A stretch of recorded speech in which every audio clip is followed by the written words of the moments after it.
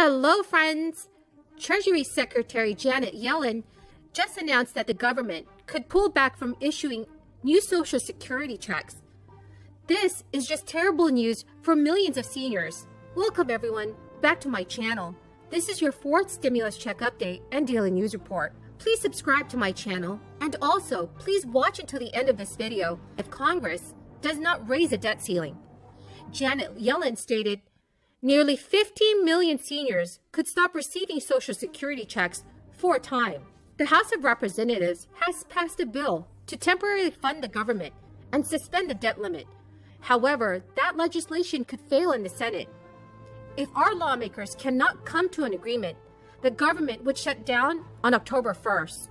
Social Security beneficiaries may breathe a sigh of relief to know that the program's funds will still be able to pay their checks, regardless of what happens with the debt ceiling negotiations. And this is according to Nancy Altman, president of Social Security Works, an advocacy group focused on expanding benefits. However, there is a possibility that a government shutdown could delay how fast that money reaches everyone. Social Security was created in 1935, and it has never missed a benefit payment. One key reason why that will not change now is that the fact that there is a pension plan, with a pension trust that is separate from the government's general operating fund. The asset reserves of the combined trust funds used to pay the retirement and disability benefits was $2.9 trillion at the end of 2020. At the same time, 175 million workers were contributing payroll taxes to Social Security. Employees pay 6.2% of their wages, which is matched by employers, on up to $142,800 in income as of 2021. Self-employed workers pay about 12.4%. And again, I'll just conclude by saying this is a process, and it's going to be up and down. That's why I don't look at the polls. Not a joke. Because it's going to go up and it's going to go down, it's going to go up. And hopefully at the end of the day, I'll be able to deliver on what I said I would do. One, bringing the country together on a few and very important things like on infrastructure, getting us in a position where we can have some coherent policy relative to foreign policy where there's agreement, moving us in a position where we're able to actually generate the kind of change in the dynamic of how we grow the economy.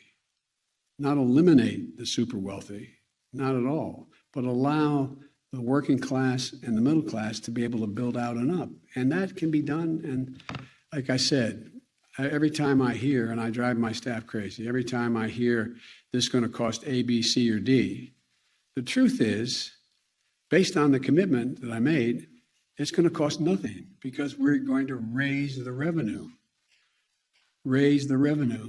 to pay for the things we're talking about. And we're going to give, and right now, if you take a look at the reconciliation piece, $1 trillion of that is tax cuts. Not raising anybody's taxes, it's tax cuts. People are paying less taxes, but the people paying less taxes are going to be working class folks. It's going to put women back to work. It's going to put people in situations where they have, as I know you're tired of hearing me saying, but my dad's constant refrain, just give people a little breathing room. A little breathing room. According to the recently released Social Security Trustees Report for 2021, even if the debt ceiling does not get raised, funds from payroll taxes would still continue to come into the government. Those contributions go towards the program's trust funds and are used to pay benefits. Social Security's combined trust funds for retirement and disability can continue to pay full benefits until the year 2034. And at that point, only 78% of promised benefits will be payable. Not everyone agrees on what the consequences could be for Social Security. The National Committee to Preserve Social Security and Medicare recently warned that benefit checks could be delayed for weeks or even longer if Congress fails to either raise or suspend the debt limit. Maria Fries, senior policy advisor, said it is not a straight yes or no answer as to whether the debt ceiling will affect Social Security's funds and the ability to pay benefits. That uncertainty is due to the fact that there is now That uncertainty is due to the fact that there is now more money going out in payments than there is coming in through payroll taxes. This is due to the size of the baby boomer population.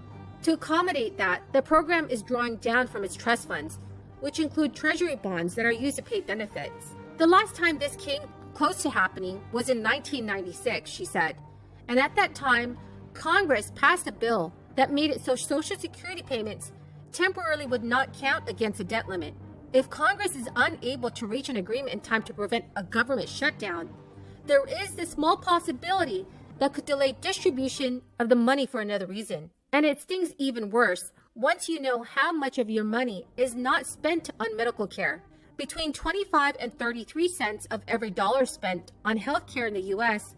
goes to administrative costs like billing and marketing.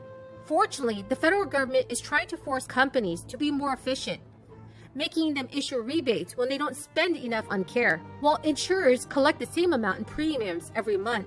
How much they spend will vary based on the claims that are submitted. To ensure health insurers don't pocket the extra cash or splurge on marketing, the Affordable Care Act enforces medical loss ratio requirements. For individual, family, and small group plans, insurance providers have to spend 80% of their premiums on claims and other activities of value. If insurance providers do not meet that requirement, they have to issue annual rebates to plan participants in the form of a premium, credit, or check. Thank you so much, everyone, for joining me here tonight. I truly appreciate every single one of you who are here with me. Please make sure to subscribe to my channel, like this video, and it's important to also comment below the key words. Thank you so much, everyone.